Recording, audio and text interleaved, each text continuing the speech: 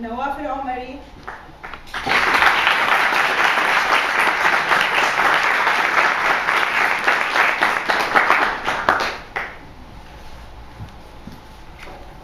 Feeling like it's all been pointless, but I keep holding on.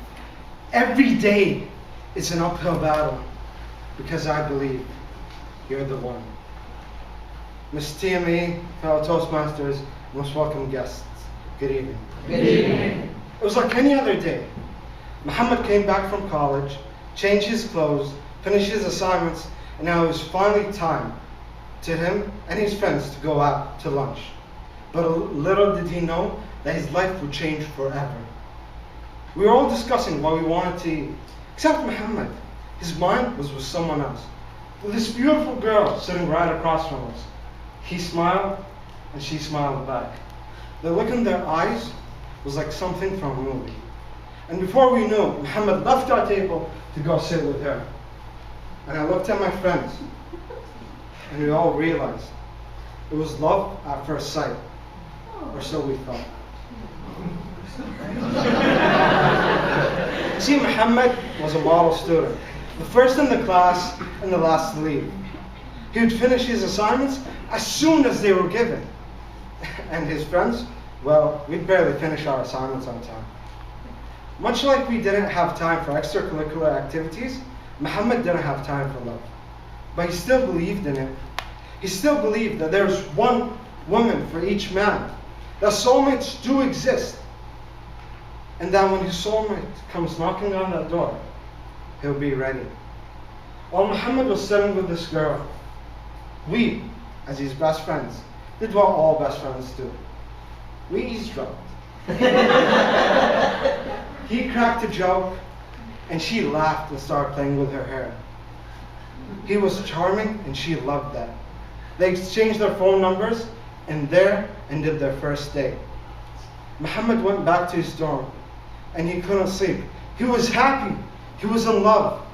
He woke me up with the biggest smile on his face, said, Nawwaf, Nawwaf, this girl, Amal, she made my heart beat so fast, I thought it would rip out of my chest. So I woke up, and we started talking the rest of the night. He would describe in many different ways how this girl, Amri, was amazing, and I would nod in agreement.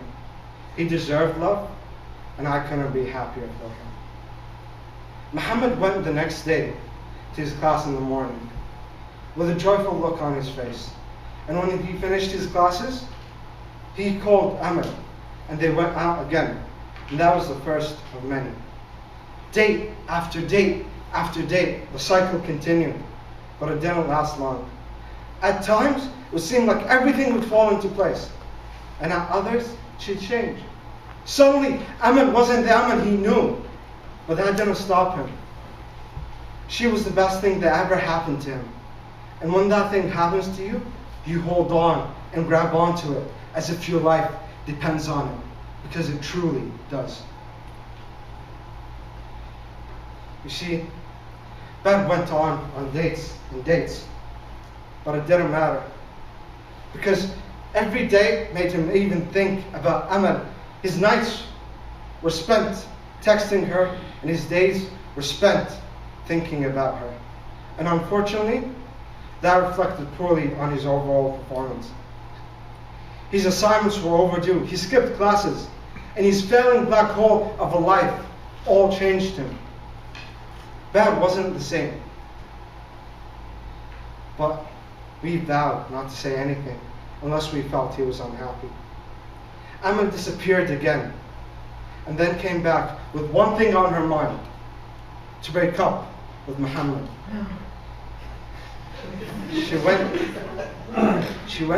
They went out that night for dinner. And Bad came back in tears and screaming, "How can she do this to me after everything I've done for her? She had mood swings and I stayed. When everyone didn't believe her, I stayed. When she assumed things about me, I stayed. Why did she leave me now?"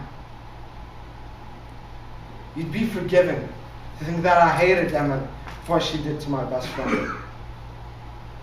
For a long time I despised her. But Amal had a reason for everything she did to Muhammad. She was bipolar. Amal came one day to see Bahal, saying that she had one thing on her mind. That one thing was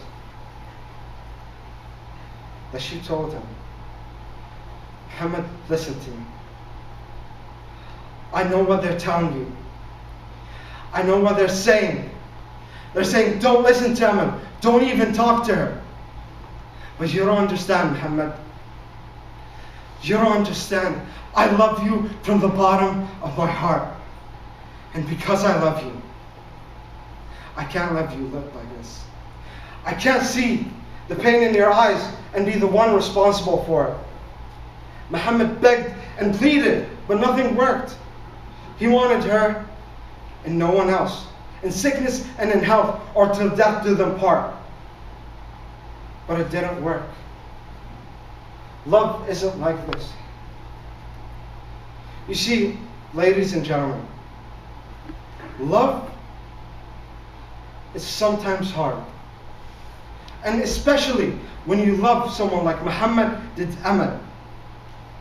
The pain of losing them is enormous, but it's sometimes worth the risk. Because love is like ghosts, which everyone talks about, but few of them have seen. Thank you.